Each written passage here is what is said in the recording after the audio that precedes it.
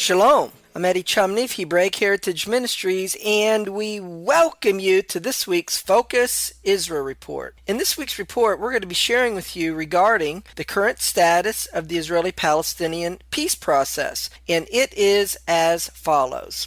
U.S. Secretary of State John Kerry is expected to present his framework peace proposal in the near future. According to various sources, his proposal is expected to include land swaps based upon the 1967 borders, security arrangements in the Jordan Valley, and no right of return to Israel for Palestinian refugees and their descendants. It will include an Israeli withdrawal from the West Bank except for certain settlement blocks. Israel would compensate the Palestinians for the land upon which are the settlement blocks for land within Israel proper. In addition, it will include Jerusalem being the shared capital of both Israel and the Palestinians and recognition of Israel as a Jewish state. Recognition of Israel as a Jewish state is a key demand of Israel Prime Minister Benjamin Netanyahu in the negotiations. Kerry expects and hopes that both Prime Minister Benjamin Netanyahu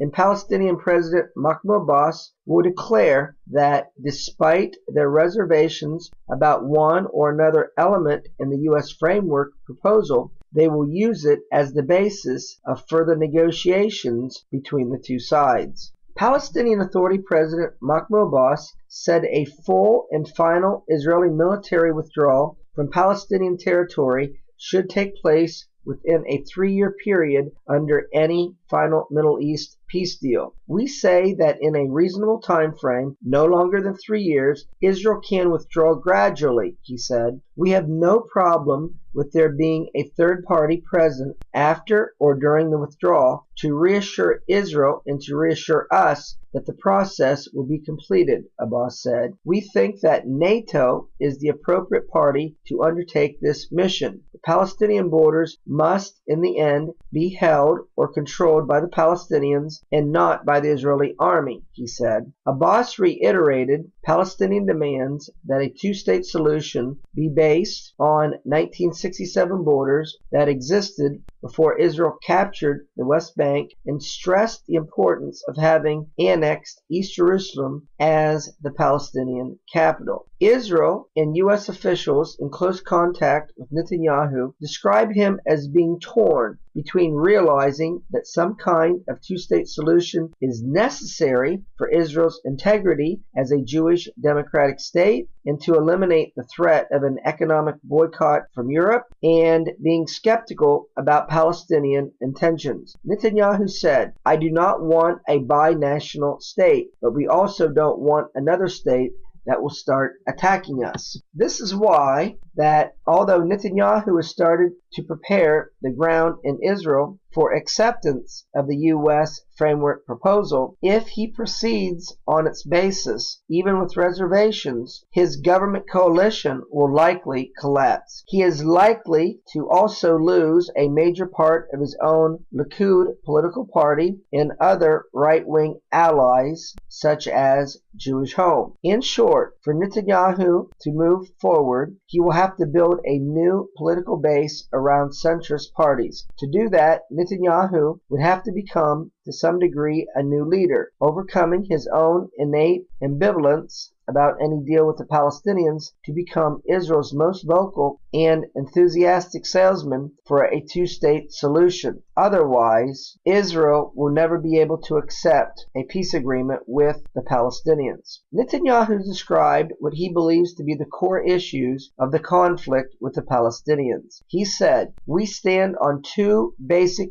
principles that we require of the Palestinians. The first is recognition of the State of Israel as the national state of the Jewish people. This is the root of the conflict. The conflict is not about the settlement, it's not about the settlers, and it's not about a Palestinian state. The Zionist movement agreed to recognize a Palestinian state. The conflict is over the Jewish state. We are asked to recognize a national Palestinian state. So can we not also demand that the Palestinians recognize a national Jewish state?" he said. The second principle, Netanyahu said, was a demilitarized Palestinian state. Elaborating, he said, constant incitement against Israel among the Palestinians has created a climate in which Israel required a substantial security presence in order to protect itself. That included a long-term presence in the Jordan Valley and other areas. Israel, Prime Minister Benjamin Netanyahu, said that the Kerry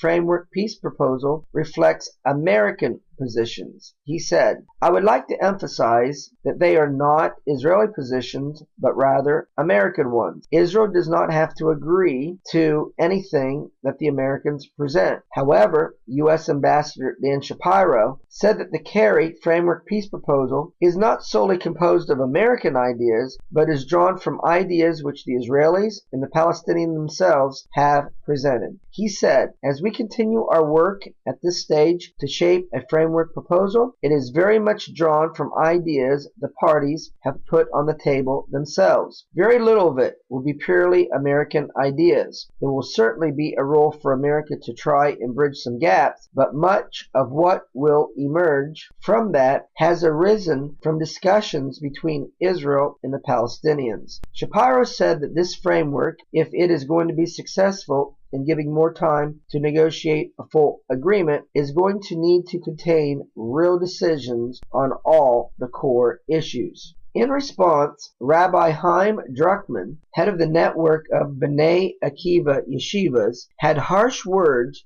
for Prime Minister Benjamin Netanyahu's recent suggestion that Israel concede most of the West Bank to the Palestinian Authority. Speaking in advance of a planned prayer rally at the Western Wall, Rabbi Druckman said, "I don't believe my ears. Who is it they want to give parts of our land to? One does not give one's homeland even to friends, let alone to mortal enemies," he said. "We have lost our senses." Rabbi Druckman said he does not oppose the creation of a state of Palestine, as long as it is not in Israel's heartland. "The land of Israel is the land of the people of Israel," he said. "I am completely against any agreement like this," he continued. "We will not give any part of our land to foreign rule. No normal nation would do such a thing." Israel Prime Minister Benjamin Netanyahu suggested the idea that those settlers who live outside the large settlement blocks could choose to live inside a Palestinian state. Israel government officials made clear that Netanyahu never talked about physically uprooting settlements and their inhabitants from the West Bank, as was done in the Gaza Strip in August of 2005. Rather, he has spoken of the possibility of Jews wanting to live in those settlements being able to do so if they wish. This idea caused a great deal of outcry from the Jewish Home political party and members of Netanyahu's own Likud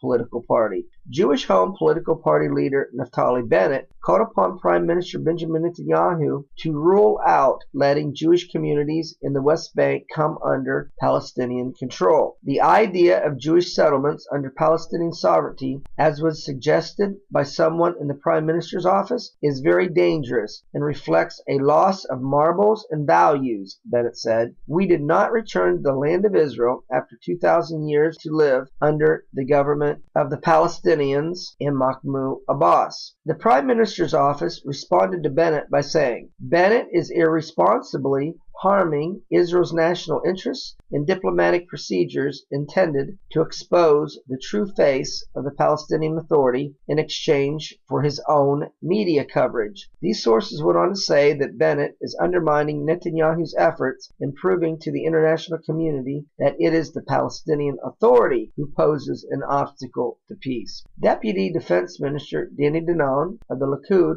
political party vowed not to abandon the Jews who live in the West Bank to Israel's enemies. "I would not wish for my worst enemy to live under Palestinian sovereignty," Danon said. "Whoever thinks Jews can live under Palestinian control should visit the Gaza Strip. There cannot be security for Jews in areas that are not under Israeli army control." Deputy Foreign Minister Ze'ev Elkin of the Likud party said that only someone deluded enough to believe the lion is ready to lie with the lamb could abandon hundreds of thousands of people to the mercy of those who enabled the lynching in Ramallah. Sources in Prime Minister Benjamin Netanyahu's office shot back at those comments made by his own Likud Knesset members who criticized Netanyahu's proposal. to have Jewish residents of the West Bank live under Palestinian rule. The Likud opponents to Netanyahu's plan include Deputy Minister of Transportation Zippy Hatovli, Deputy Defense Minister Danny Danon, Deputy Foreign Minister Ze'ev Elkin, and Deputy Minister Ofer Akunis. The source in Netanyahu's office remarked that no one is forcing Deputy Ministers Danon, Hatovli, Elkin, and Akunis to stay in their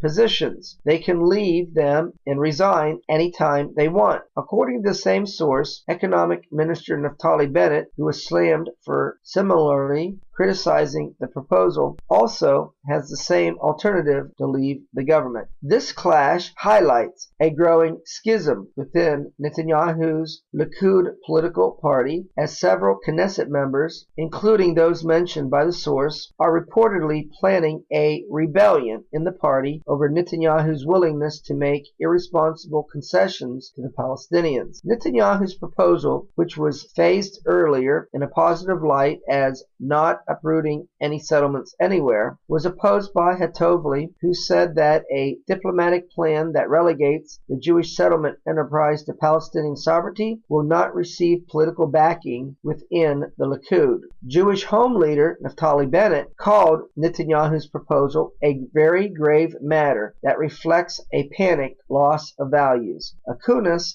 said that the proposal to leave Israelis under the Palestinians can be defined in one word: hallucinatory. Elkin slammed the proposals as well, saying that they are diametrically opposed to the Zionist concept. Whoever is pulling the prime minister in such delusional directions wants to cause a schism between him and Likud party members and the entire national camp. In a speech associated with International Holocaust Remembrance Day, Israel Justice Minister Tzipi Livni said that Israel's future is linked with reaching a peace agreement with the Palestinians. She said, "Israel was not established because of the Holocaust, but rather because of Zionism. That is, the Jewish people's connection to the land and their desire to establish itself as a Jewish nation. Israel today is a strong and independent nation," Livni said. "We should not only think about the Jewish people in the past, but also of the direction our nation is taking in the future. That is, in order to further the Zionist dream, Israel needs a Jewish and democratic state. And in order to achieve this, we need to give away part of our land to the Palestinians so that they can create a Palestinian state." I have heard several different officials say in the past several days that the Jews did not dream of returning to the land of Israel over the past 2,000 years just to give away part of it, Livni said. But the Jewish people also did not envision a land which exerted control over another nation. Livni also threatened both sides with consequences if a peace agreement does not materialize, stating that both Israel and the Palestinians will have a price to pay if negotiations fail. "Both sides have to understand this," she said. "It's the decision of both leaders, not only one, to make. And both Israel and the Palestinian people will pay a price if a peace agreement is not reached." Labor political party leader Shelley Yakimovich said that she had discussed the possibility of Jewish settlers who do not wish to leave their West Bank communities staying in a future Palestinian state as citizens with Palestinian Authority President Mahmoud Abbas, who had accepted this proposal in a meeting between herself and Abbas in May of 2013. However, Palestinian chief negotiator Saeb Erekat said that not a single settler would be permitted to stay in the future state of Palestine. He said, "Anyone who says he wants to keep the settlers in a Palestinian state is really saying he does not want a Palestinian state." Erekat said, "No settler will be permitted to stay in a Palestinian state, not one, because the settlements are illegal and the presence of settlers on occupied lands is also illegal." Well, that's going to conclude this week's report on the Israeli-Palestinian peace process. Until we do it again, Shalom in Yeshua the Messiah. Amen.